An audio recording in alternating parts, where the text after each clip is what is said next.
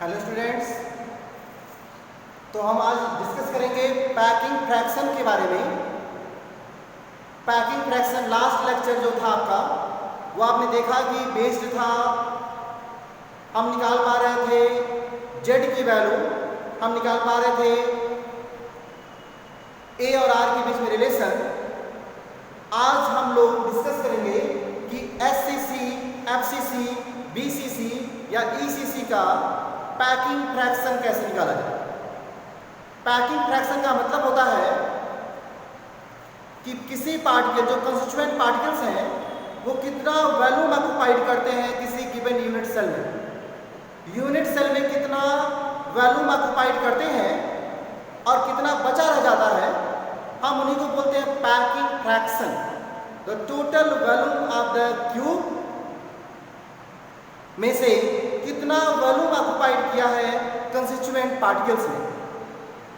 Packing fraction के लिए आपको दो चीज़ें पता होनी चाहिए बस, जेड की वैल्यू और ए और आर के बीच में रिलेशन।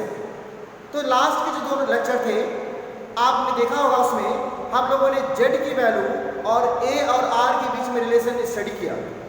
अब उन्हीं दोनों का यूज करके आज हम लोग पैकिंग फ्रैक्शन निकालने वाले हैं। सबसे पहले एससीसी के बारे में बात करें। आपको पता है एससीसी में पार्टिकल्स ऑक्युपाई करते हैं सिर्फ कॉर्नर्स पर, और इसलिए जेड की जो वैल्यू है वो 1 होती है। एससीसी के लिए जेड की जो वैल्यू होती है वो 1 होती है। और ए और आर के बीच जो रिलेशन होता है वो होता है A equal to 2r, A equal to 2r। अब अगर हमको पैकिंग फ्रैक्शन निकालना हो तो पैकिंग फ्रैक्शन का सिंपल फार्मूला होता है Z into volume of particle, volume of atom upon volume of unit cell. तो आपको पता है यूनिट सेल जो है वो तो क्यूब है। तो इसका मतलब ये हुआ कि जो जेड की वैल्यू है एससीसी के लिए, जेड की वैल्यू है 1।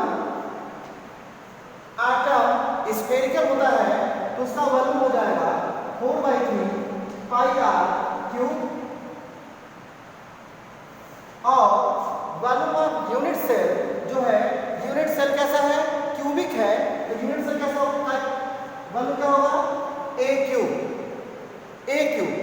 इस तरीके से आप आसानी से पता कर सकते हैं 4/3 pi R cube 1 into 4 into pi की वैल्यू होती है 3.14 into are cube upon 4/3 into A cube. A R से कैंसिल नहीं होगा तो ए की जगह पे हम रखेंगे 2r और ये हो जाएगा 2r का होल क्यूब, 2r का होल क्यूब। इसी को सॉल्व करेंगे, मैं यहाँ सॉल्व करके दिखाता हूँ आपको। देखिए 1 into 4 into 3.14 into are cube upon 3 into 2 का क्यूब करेंगे तो हो जाएगा 8 into are cube. R cube से आर क्यूब हो गया कैंसिल, आर क्यूब से आर क्यूब हो गया कैंसिल, और आपके पास बचा गया 4 इंटू 3.14 अपॉन 3 इंटू 8। ठीक है, आपके पास बचा क्या, आपके पास बचा 4 इंटू 3.14 अपॉन 3 इंटू 8, और इसको कैलकुलेट करेंगे तो वैल्यू आएगी 0.524। तो पैकिंग फ्रैक्शन एससीसी के लिए पैकिंग फ्रैक्शन की वैल्यू हो गई 0.524। इसी तरीके से आप पैकिंग इफिशिएंसी भी निकाल सकते हैं। इसी तरीके से आप निकाल सकते हैं पैकिंग इफिशिएंसी पैकिंग एफिशिएंसी जो होती है वो होती है पैकिंग फ्रैक्शन इनटू 100, तो 0.524 है तो पैकिंग एफिशिएंसी आएगा 52.4%।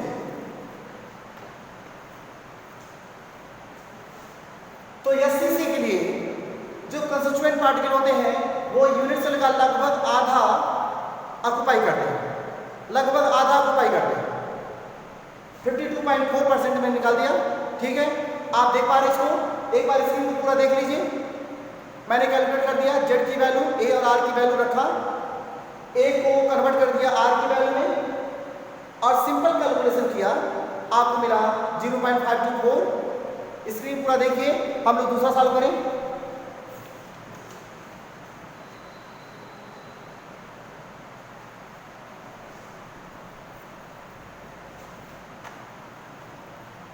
अब मैं करूंगा सॉल्व एफसीसी के लिए, अब मैं सॉल्व करूंगा एफसीसी के लिए।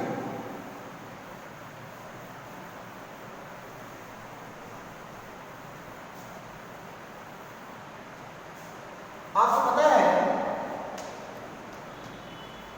एफसीसी के लिए जेड की वैल्यू जो है वो होती है 4 और ए और आर के बीच में जो रिलेशन होता है, ए और आर के बीच में जो रिलेशन होता है वो होता है 2√2r, मतलब a = 2√2r होगा। इस तरीके से आप पैकिंग फ्रैक्शन निकालेंगे, z = 4 into value of 1 particle 4/3 pi r cube upon a cube. a की जगह पर वैल्यू पुट करेंगे 4 इंटू पाई की वैल्यू रखेंगे 3.14 into r cube upon 4/3 into a cube की वैल्यू हो जाएगी 2√2 का whole cube into r cube. r cube से कैंसिल कर देंगे इसको। अब फिर आप आसानी से सॉल्व कर सकते हैं कि पैकिंग फ्रैक्शन की वैल्यू क्या आएगी। पैकिंग फ्रैक्शन की वैल्यू क्या आएगी, 2 का क्यूब होगा 8, √2 का क्यूब होता है 2√2। पूरा डिटेल सॉल्व करने पर इसकी वैल्यू जो है वो आती है 74.04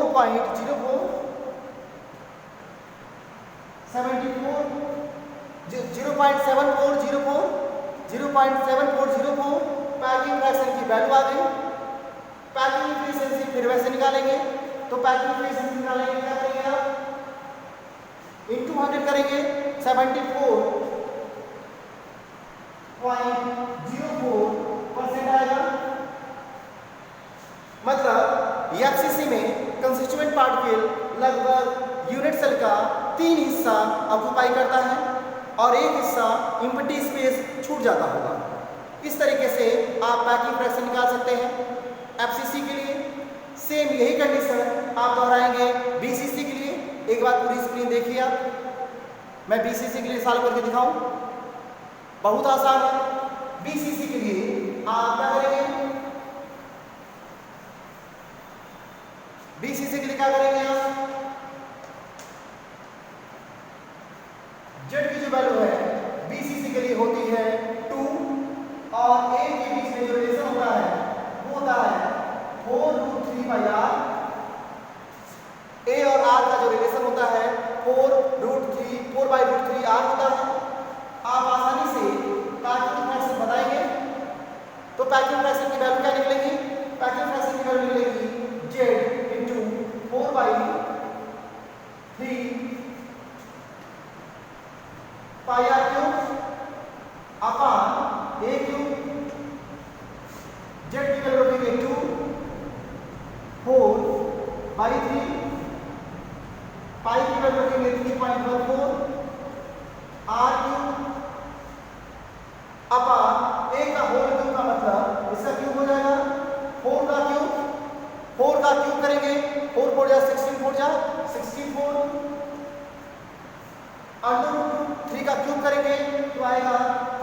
√3 और r का क्यूब करेंगे तो आएगा r3 से r3 कैंसिल करेंगे। √3 की वैल्यू होती है 1.732, √3 की वैल्यू रखेंगे और पूरा डिटेल सॉल्व करेंगे। तो डिटेल सॉल्व करने के बाद ये वैल्यू आएगी 0.68। तो इसका मतलब BCC के लिए पैकिंग फ्रैक्शन की जो वैल्यू है वो हो गई 0.68 और पैकिंग एफिशिएंसी आएगी 0.68 से मल्टीप्लाई करेंगे तो आएगा 68%। इसका मतलब ये हुआ कि BCC के लिए on the basis of value of Z and relation between A and R आप आसानी से पता कर सकते हैं कि पैकिंग फ्रैक्शन की वैल्यू क्या आएगी। अगर ये चीज़ें आपको पता है आप आसानी से किसी का भी पैकिंग फ्रैक्शन निकाल सकते हैं, जो इंडिकेट करता है कि कोई भी यूनिट सेल कितना ऑक्युपाइड है, कंस्टिट्यूएंट पार्टिकल कितना स्पेस छोड़ते हैं। आप देख पा रहे हैं 68% का मतलब कि 32% एम्प्टी स्पेस है, 68% ऑक्युपाइड हो रहा है कंस्टिट्यूएंट पार्टिकल के द्वारा। ये सारी बातें आप आसानी से ऑक्युपाइड कर सकते हैं, ये सारी बातें आसानी से आप कर पाते हैं, ठीक है। सो क्लास ये जरूरी है कि ये बातें आप समझिए कि यहाँ पर पैकिंग फ्रैक्शन या पैकिंग एफिशिएंसी कैसे निकलती है। जैसे मैंने BCC के लिए निकाला ऐसे ही आप निकाल सकते हैं किसके लिए, ECC के लिए। ऐसे ही आप निकाल सकते हैं ECC के लिए, कुछ करने का आवश्यकता नहीं है उसमें। ECC के लिए Z की वैल्यू यही रहती है, लेकिन ये वैल्यू चेंज रहती है। जो रिलेशन है वो 2√2r है, 2√2r है। आप आसानी से इसका पैकिंग फ्रैक्शन भी निकाल सकते हैं कि अगर Z की वैल्यू 2 है, अगर A की वैल्यू 2√2r है, तो आप आसानी से निकाल सकते हैं कि पैकिंग फ्रैक्शन ECC का कितना हुआ।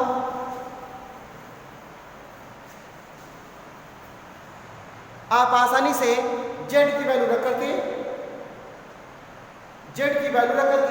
आप आसानी से पैकिंग फ्रैक्शन निकाल सकते हैं। ECC का पैकिंग फ्रैक्शन मैं छोड़ रहा हूं, आप इसको घर पे सॉल्व करके चेक करिए क्या होगा। दूसरी बात, जब पैकिंग फ्रैक्शन निकल जाएगा तो आपको एक अंदाजा लग जाएगा कि यूनिट सेल का स्ट्रेंथ क्या है, कितना ऑक्युपाइड प्लेस है, कितना अनऑक्युपाइड प्लेस है, जो स्पेस है उसमें कौन से पार्टिकल ऑक्युपाइड होंगे। ये सारी बातें डिटेल स्टडी हम लोग अगले लेक्चर में करेंगे। अभी इस टॉपिक के बाद मैं कुछ क्वेश्चन सॉल्व करके दिखाऊंगा नेक्स्ट लेक्चर में। उसके बाद हम लोग पढ़ेंगे डेंसिटी। अभी का जो लेक्चर है आप पैकिंग फ्रैक्शन और पैकिंग एफिशिएंसी को कंक्लूड करिए, इसी को समझिए, इसी को पढ़िए, ठीक है। और जो भी और समझना हो वो बातें देखिए, ठीक है। Okay, thank you.